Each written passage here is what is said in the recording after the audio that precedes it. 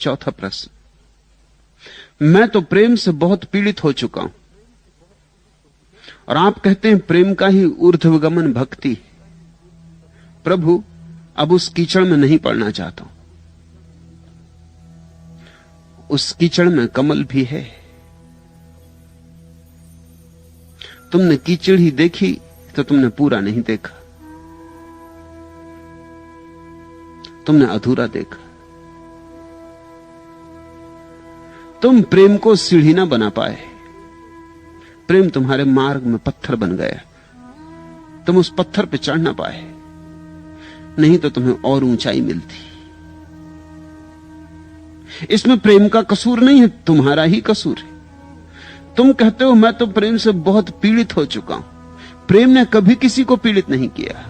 हां, प्रेम के कारण बहुत लोग पीड़ित मालूम पड़ते हैं, लेकिन कारण कुछ और ही होता है। समझो, कुछ लोग प्रेम के कारण पीड़ित होते हैं क्योंकि वो चाहते हैं फलां व्यक्ति मुझे प्रेम करे। अब ये फलां व्यक्ति की स्वतंत्रता है कि तुम्हें प्रेम करे या ना करे, ये तुम्हारा आग्रह नहीं हो सकता।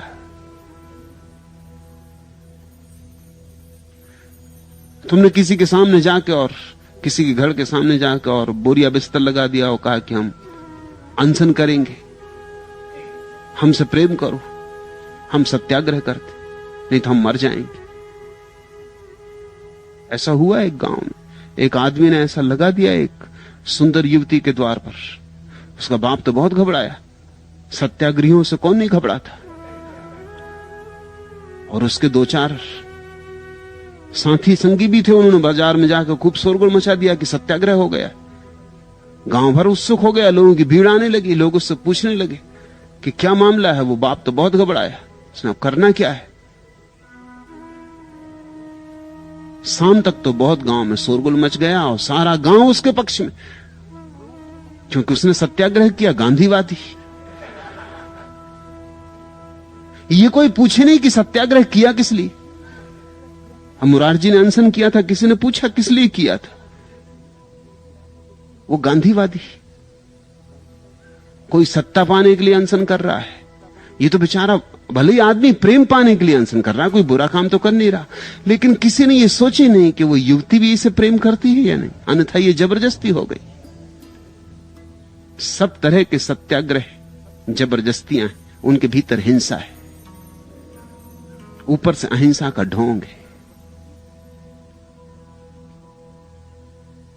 सांझ तक तो उसका बाप बहुत घबरा गया। उसने कहा ऐसा अगर चला तो सारे गांव का दबाव पड़ने लगा, लोग फोन करने लगे, चिट्ठियां आने लगी, अखबार में खबरें छप गई, पोस्टर लग गए कि बहुत अन्याय हो रहा है, सत्याग्रही के साथ बहुत अन्याय हो रहा है, आमरण अनशन है, वो मर जाएगा। प्रेम के लिए ऐसा दीवाना कब देखा गया। मजनू ने भी ऐसा नहीं किया था, और बेचारा बिल्कुल अहिंसक है, वहां बैठा अपना खादी के कपड़े पहने हुए, कुछ बोलता नहीं, कुछ चालता नहीं, चुप बैठा है। किसी ने उसके बाप को, लड़की के बाप को सलाह दी कि अगर इससे निपटना हो तो एक ही रास्ता है, उससे निपट सकते हो। क्या रास्ता है? उसने कहा मैं हल कर देता हूं। वो भागा गया और एक बूढ़ी वेश्या को लिवा लाया, एक बिल्कुल मरी मराई वेश्या। एक तो वेश्या और मरी मराई, उसको देख के किसी का जी मिचला जाए। भयंकर बदबू उससे आ रही, उसको ले आया। उस युवक ने जब देखा वो जो सत्याग्रह करा, तो तू यहां किस लिए आई? उसने कहा मुझे तुमसे प्रेम, मैं भी यहीं सत्याग्रह करती हूं, जब तक तुम मुझसे विवाह ना करोगे मर जाऊं भला। बस फिर घड़ी आधा घड़ी में युवक ने अपना बिस्तर सटोला और भागा। फिर सत्याग्रह समाप्त हो गया।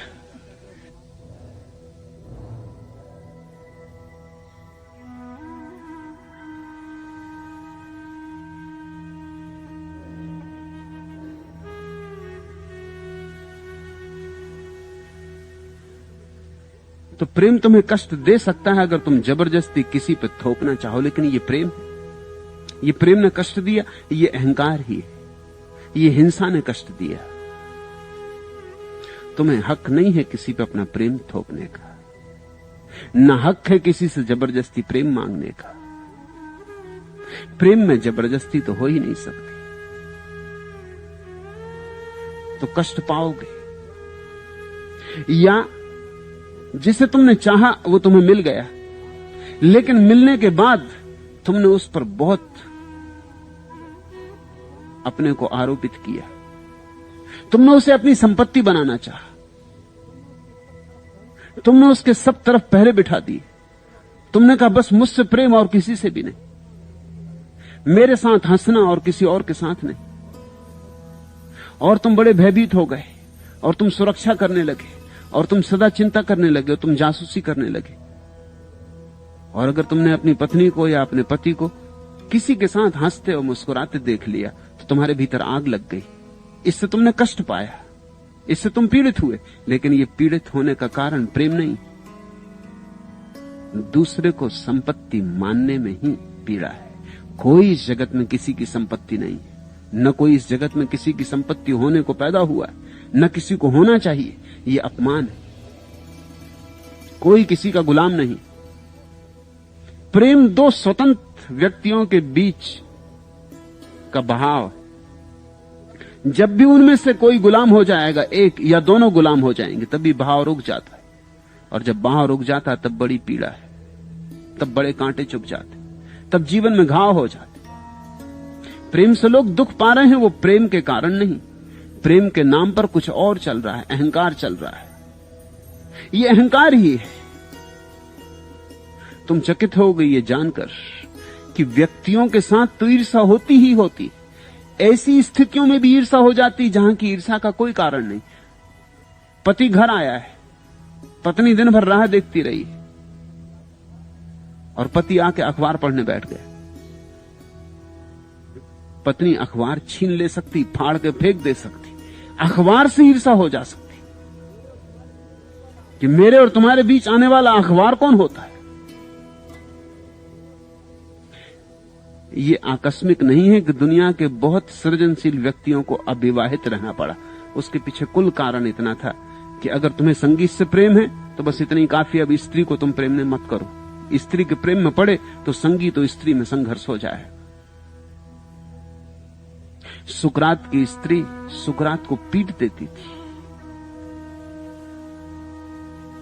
एक बार उसने चाय की पूरी केतली सुकरात के ऊपर उड़ेल दी, उसका आधा चेहरा सदा के लिए जल गया और काला हो गया। क्या अड़चन थी? अड़चन यही थी कि सुकरात सदा दर्शन में लीन था। उसके शिष्य आते, वो दर्शन की बातों में ऐसा तल्लीन हो जाता कि पत्नी को पीड़ा होने लगती। उसे पीड़ा यह थी कि ये दर्शन शास्त्र को मुझसे ज्यादा चाहता। अब ये किसी व्यक्ति के साथ भी ईर्ष्या का कारण नहीं, लेकिन दर्शन शास्त्र को मुझसे ज्यादा चाहता। ये बात स्त्री बर्दाश्त नहीं कर सकती।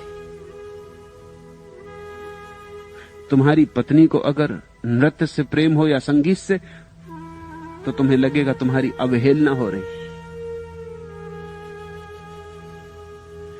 दुनिया में बड़े चित्रकारों को, बड़े संगीतज्ञों को, बड़े कवियों को, बड़े दार्शनिकों को अविवाहित रहने को मजबूर होना पड़ा।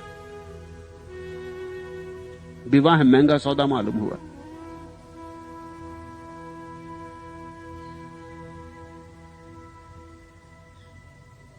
जब किसी ने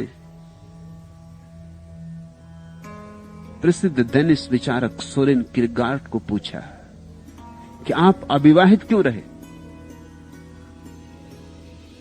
तो उसने कहा कि मैं दो पत्नियों के बीच झंझट में नहीं पड़ना चाहता। दो पत्नियों के बीच? पूछने वाले ने पूछा। हमें तो पता है आपकी एक भी पत्नी नहीं। सोरेन किरगार्ड ने कहा, ये जो फिलॉसफी, ये जो दर्शन, इससे मेरा लगाव है। सुकरात एक बार प्रेम में पड़ा था किसी स्त्री के, और बिल्कुल विवाह के करीब पहुंच गई थी बात, और फिर हट गया। क्योंकि जैसे जैसे स्त्री से निकटता बढ़ी, वैसे वैसे स्त्री ने बाधा डालनी शुरू कर दी। अभी विवाह भी नहीं हुआ था और बाधा आनी शुरू हो गई। तो सोरेन किरगार्ड ने तय कर लिया कि बेहतर है मैं दो में से एक ही चुन लूं। या तो मुझे गैर दार्शनिक हो जाना पड़ेगा,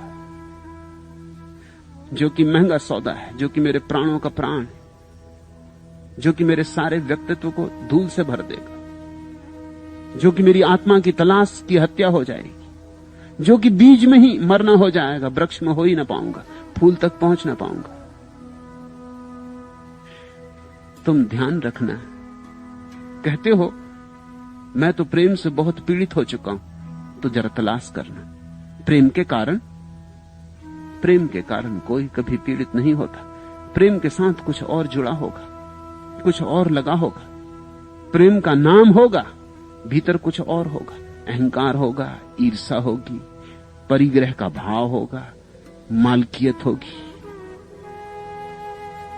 तो फिर तुम कष्ट पाओगे, और उस कष्ट के पाने के कारण तुम प्रेम से घबरा जाओगे और तुम कहने लगोगे प्रेम गलत है। तब तुमने दूसरी भूल की, क्योंकि प्रेम ही प्रीति बनता और प्रीति ही भक्ति बनता।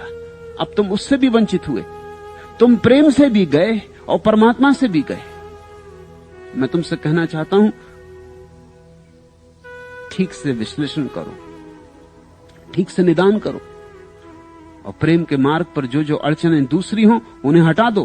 प्रेम इतना बहुमूल्य है कि उसके लिए सब कुछ कुर्बान किया जा सकता है। अहंकार, मालकियत, सब कुर्बान किया जा सकता है। मगर दुनिया में अजीब लोग हैं, बातें प्रेम की करते हैं, और जब भी कुर्बानी का सवाल आता तो प्रेम की कुर्बानी देते। अगर अहंकार और प्रेम के बीच चुनना है तो तुम अहंकार चुनते हो, प्रेम नहीं चुनते। और फिर दोष भी प्रेम को देते हो। मेरे पास रोज लोग आते, कोई छोटी सी बात पति पत्नी में हो गई और उनमें झगड़ा खड़ा हो गया। इतनी छोटी बात कि जब वो मुझे बताने आते हैं तो संकोच करते हैं। पत्नी पति से कहती आप ही कह दे, पति कहता नहीं तुम ही कह दो। मैं पूछता हूं बात क्या, कहते क्यों नहीं? वो कहते बात इतनी छोटी है कि यहां इतने लोगों के सामने कहने में संकोच होता है। जब बात इतनी छोटी है और तलाक तक नौबत आ पहुंची, तो मामला क्या है? तुमने प्रेम किया ही नहीं, या किया भी तो बड़ा विषाक्त किया। और आज एक छोटी सी बात पर मैंने सुना है कि हॉलीवुड में एक विवाह हुआ, और जब उस अभिनेत्री ने अपने पति के साथ रजिस्ट्रार के दफ्तर में दस्तखत किए, दस्तखत के करते ही उसने कहा कि नहीं, रजिस्ट्रार से कहा कि रद्द करिए, मुझे ये विवाह नहीं करना। रजिस्ट्रार भी चौंका, उसका पति तो बहुत चौंका, होने वाला पति जो कि हो ही चुका था, पति दस्तखत हो चुके थे स्टाम्प पे। रजिस्ट्रार ने कहा लेकिन अभी तो कोई बात ही नहीं हुई, झगड़ा शुरू ही नहीं हुआ। मुझे पता है कि साल 6 महीने में झगड़ा शुरू होगा, मगर अभी तो कोई बात भी नहीं उठी। उस अभिनेत्री ने कहा झगड़ा हो गया, क्योंकि मैंने अक्षर दस्तखत किए और इसने इतने बड़े अक्षर किए मेरे सामने। इससे मतलब साफ है, ये झंझट में मुझे पड़ना नहीं। ये अभी से दिखाने लगा अपनी अकड़। मैंने छोटे छोटे अक्षर बनाए और इसने बड़े बड़े अक्षरों में दस्तखत कर दी। ये बात साफ हो गई, इसमें आगे जाने की जरूरत नहीं। ऐसी छोटी छोटी बातें प्रेम के मार्ग पर अवरोध है, फिर तुम उनसे पीड़ा पाओगे, मगर उस पीड़ा को तुम प्रेम के कंधे पर मत थोपना।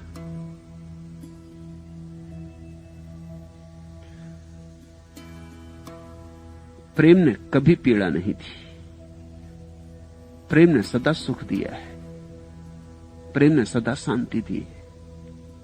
प्रेम है तो एकमात्र वस्तु है इस जगत में जिसमें परमात्मा की थोड़ी झलक है। प्रेम ही तो एकमात्र ऊर्जा है यहां, जो आदमी की बनाई हुई नहीं, जो अकृत्रिम स्वाभाविक है, जो तुम्हारे प्राणों के प्राण में बसी, जो तुम्हारी आत्मा का भोजन है। जैसे शरीर बिना भोजन के न जी सकेगा, वैसे तुम्हारी आत्मा भी बिना प्रेम के नहीं जी सकती। इसलिए तो प्रेम की इतनी तलाश है, और जिसको प्रेम मिल जाता है उसे सब मिल जाता है। फिर इसी प्रेम के और आगे सोपान है। प्रेम तो सीढ़ी का नाम है, फिर इसके आगे और सीढ़ियां हैं, मगर वे सब प्रेम से ही उत्पन्न होती। तुमसे मैंने कहा कि प्रेम के ये 4 रूप हैं। स्नेह, अपने से छोटे के प्रति हो, बच्चे के प्रति। प्रेम अपने से समान के प्रति हो, मित्र के प्रति, पति पत्नी के प्रति। श्रद्धा अपने से बड़े के प्रति हो, मां के प्रति, पिता के प्रति, गुरु के प्रति। और भक्ति परमात्मा के प्रति, समग्र के प्रति। ये सब प्रेम की ही धारणाएं, ये प्रेम के ही अलग अलग ढंग है, ये प्रेम का ही पूरा नृत्य है, ये प्रेम की ही भाव भंगिमाएं। मगर प्रेम को शुद्ध करते चलो तो पीड़ा नहीं मिलेगी, परम आनंद मिलेगा। और इतने जल्दी थक मत जाओ, इतने जल्दी हार मत जाओ, इतने जल्दी बूढ़े मत हो जाओ, इतने जल्दी हताश मत हो जाओ।